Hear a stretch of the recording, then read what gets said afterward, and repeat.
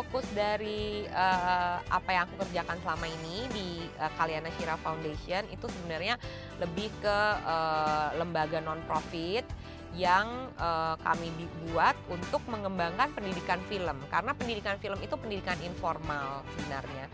Tapi itu juga bisa menjadi salah satu kekuatan dari anak-anak Indonesia gitu. Ketika mereka bisa mengekspresikan dirinya lewat bikin video diary atau bikin dokumenter pendek ataupun bikin film fiksi naratif yang sesuai dengan concern mereka, yang kadang-kadang anak-anak kecil ataupun remaja apalagi mereka tuh punya ide segudang, mereka protes dengan keadaan tapi mereka nggak pernah didengar. Ternyata di dalam situ ada anak yang dibina di situ, ibunya tukang jamu. Dia akhirnya membuat film tentang ibunya yang jualan jamu dari subuh sampai sore, lalu jam 2 pagi harus sudah bangun karena harus bikin jamu yang fresh untuk jualan subuhnya gitu.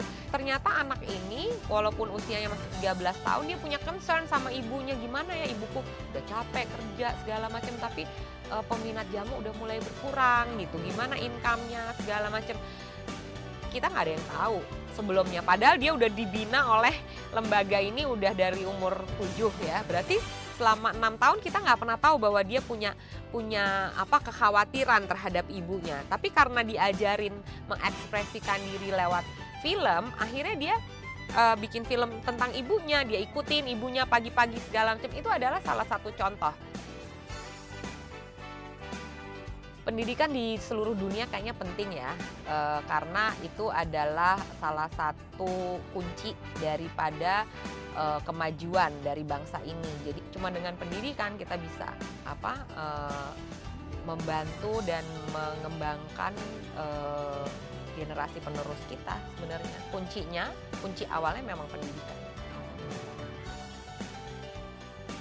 Yang paling harus diperhatikan, Indonesia tuh beda sama Amerika, beda sama Australia, beda sama negara-negara lain. Kita ini negara arkipelago, kepulauan.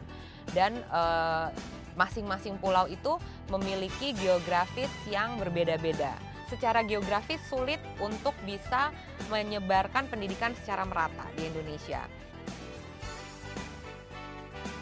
Kalau untuk sektor pendidikan sih ya harapannya itu nomor 1 kurikulum yang dibikin untuk sekolah dasar formal, sekolah dasar dan menengah itu harus melihat geografis Indonesia.